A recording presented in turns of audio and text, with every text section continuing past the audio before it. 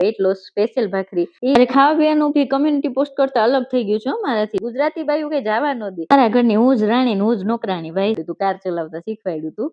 અભી મત ગિરના કહી સે. બઢિયા હે, ડરના જરૂરી હે. ઈ એક્સરસાઇઝ અમે તમને બતાવી દઉં. આમાં કે એક્સરસાઇઝ પછી પ્રોટીન નો બાપ લેવાનો એટલે જમવા બેઠા કે પરાક્રમ થઈ ગયો મારા. તો ડાગલા જીવ રેડ બફેટ થયું. બપોર પછી ને કરું છું ને એમાં એટલો વજન નથી ઉતરતો. સસ્તું જ હતું અને સાસુમાનું નાઈટી પહેરવું પડ્યું હતું. બહુ બકર થઈ ગયું. સવારની શરૂઆત થઈ પાણી પીવાથી. માટલામાંથી સાદું પાણી પી લીધું. જીરા પાણી તો હમણાં બંધ છે એટલે બેસીને નથી પીતી, પણ આજે કોકની કમેન્ટ હતી એટલે હવે બેસીને પીશ. જો સવારના 5:30 વાગ્યા છે અને ચંદા મામા દેખાય છે અને બગુ બગુ અજવાળું થઈ ગયું છે. જો આપણે દેશમાં તો ઘોર અંધારું હોય અત્યારે. એમાં શ્લોક ને ઘંટી ને બધું વાગે છે. મેં કીધું હાલો હવે હાલી લો. તો હમણાં 2 અઠવાડિયાથી વજન 1 કિલો કરતા ઓછું ઉતરે છે તો મેં કીધું હાલો પેલા જેમ પાછું સવારનું વર્કઆઉટ ચાલુ કરી. 5:40 થઈ છે, અજવાળું વધી ગયું છે તો મને એમ થયું કે પાછળના ફરિયામાં વોક કરી લો.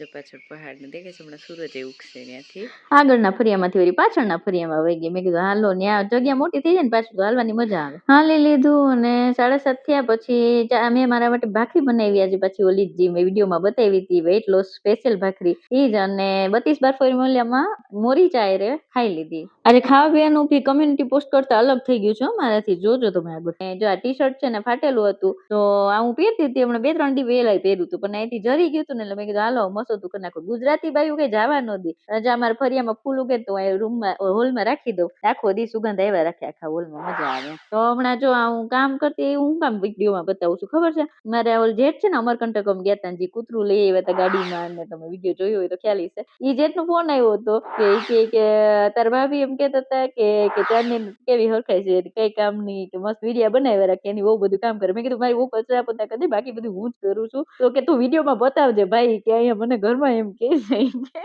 એટલે મેં કીધું હાલો આજે બતાવી દો કે હું જો બધું કામ કરું જ છું. જાતે અહીં કોઈ કામ વાળી નથી મળતી મને. મારા ઘરની હું જ રાણી હું જ નોકરાણી ભાઈ. અને 10 ને 10 થઈ ગઈ હતી એટલે મારું જો રસોડું બધું રેડી થઈ ગયું, બધું કામકાજ થઈ ગયું. અને આજો મારા મોહનો મામુ ઈ છે ને ડ્રાઈવર છે અમારે એકચ્યુઅલી. એને મને ગાડી ચલાવતા શીખવાડ્યું હતું, કાર ચલાવતા શીખવાડ્યું હતું. અને પડી ગયા હતા હમણાં થોડાક દિવસ પહેલા એટલે એની વાતચીત કરતી હતી. ठीक है चलो आप भी ध्यान रखना. नहीं जाएंगे, जाने से तो जाएंगे ना, वहाँ जाते हैं. नहीं नहीं वो अभी मत गिरना कहीं से. डर हो गया है. बढ़िया है, डरना जरूरी है.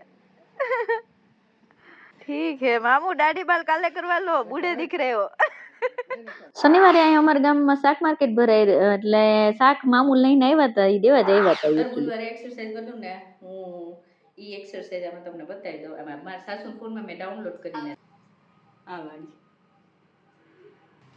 ઓલમોસ્ટ 10:30 ઉપર થઈ ગયું છે અને હવે એક્સરસાઇઝ કરી લઈએ. એક્સરસાઇઝ હતો દમ નીકાળી દીધો ને દર વખતની જેમ આ વખતે મારો ફેવરિટ પાર્ટ એક્સરસાઇઝ નો હતો રેસ્ટ ટાઈમ.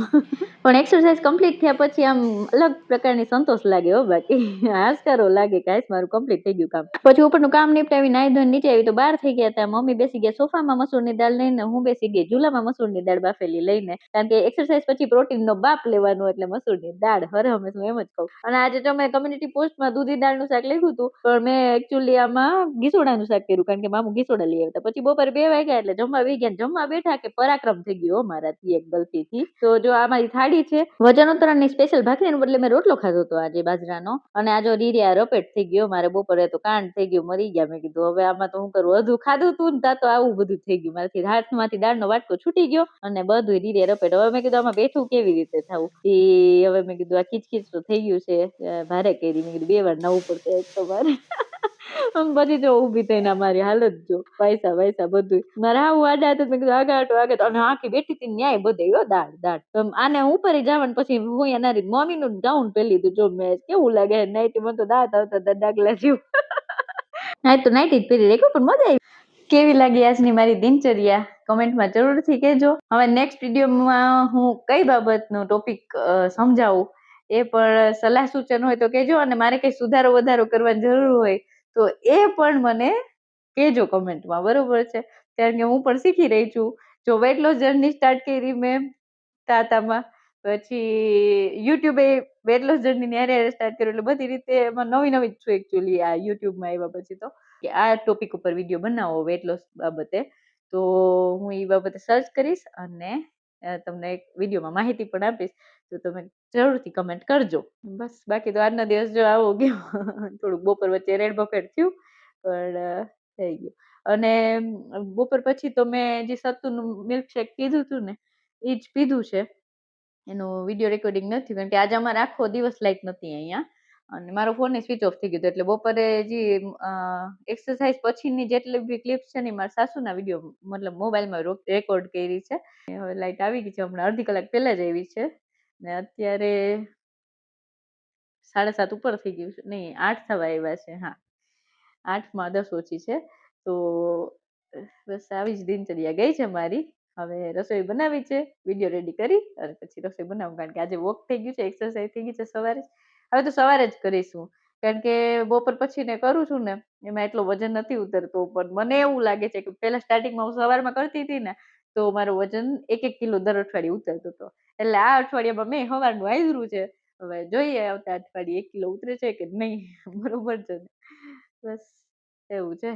અને નેક્સ્ટ વેટ લોસ જર્નીમાં કયા ટોપિક ઉપર હું વિડીયો બનાવું એ પણ મને કોમેન્ટમાં સલાહ આપજો. ક્યાંય પૂછવું હોય તો પૂછજો, અને મને ક્યાંય સુધારો કરવાની જરૂર હોય તો એ પણ કહેજો. બરોબર છે ને? આથવીબેનની કોમેન્ટ હતી કે મારું ઓલું ટોપ સરસ છે, તો એ ટોપ તમને પસંદ આવ્યું હોય તો પહેરવામાં મજા આવે એવું છે. મારે આખું વરસ થઈ ગયું, ગયા વર્ષે મેં લીધું હતું, ઓનલાઈન જ લીધું હતું, અને એની લિંક પણ હું ડિસ્ક્રિપ્શનમાં મૂકી દઈશ. તમારે લેવું હોય તો સસ્તું જ હતું અને સરસ છે. એની ભાવ તો યાદ નથી મને, પણ હું ડિસ્ક્રિપ્શનમાં મૂકી દઈશ, તો તમે જરાક જેને કોઈને ગમતું હોય તો લેજો. પહેરવામાં બહુ કમ્ફર્ટેબલ છે ને મેં 1 વર્ષ થયા તો પહેરું જ છું. 4 એપ્રિલ 2026 રેડ ક્રોસ પાર્કનું નિશાન, શનિવાર. ચલો આજનો દિવસ પણ મેં વિચાર્યું તો એવો જ ગયો છે.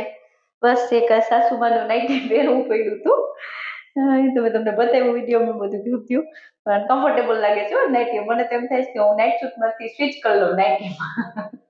અને ગરમીમાં બહુ મજા આવી આજ આખો દિવસ, તો મને એમ થયું હવે નથી બદલાવું, કોઈ 2-4 કલાક ખાતું હું બદલાવું. એટલે બરોબર, બહુ બકર થઈ ગઈ. ચલો ફરી પાછા મળીએ આવતીકાલે રાત્રે 10 વાગે. ત્યાં સુધી ચમકતી ચાંદનીને રજા આપો. જય શ્રી કૃષ્ણ. ખુદની તબિયતનું ધ્યાન રાખજો, પરિવારના બધાનું ધ્યાન રાખજો. Okay, bye. જય શ્રી કૃષ્ણ. Good night.